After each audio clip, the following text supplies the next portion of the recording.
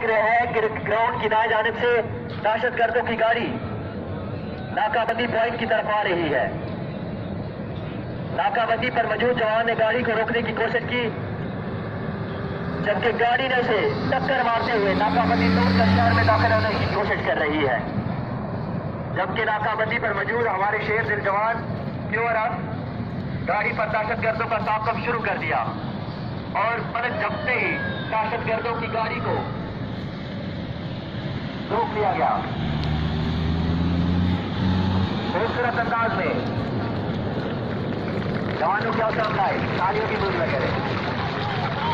आप जब दहशतगर्दों पर पूरी फोर्स से हमला कर दिया।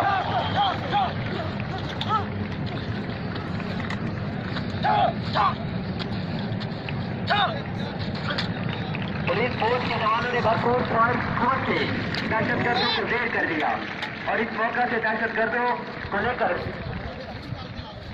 दहशतगर्दों की सर्च रोकी जा रही है।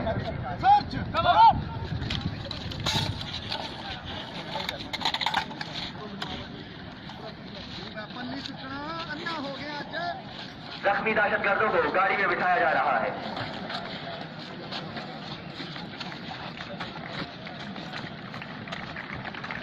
पुलिस फोर्स के जवानों की ये कमाल कार्रवाई और उनके उस्तादा के अंदर मेहनत और काबिलियत का सबूत है।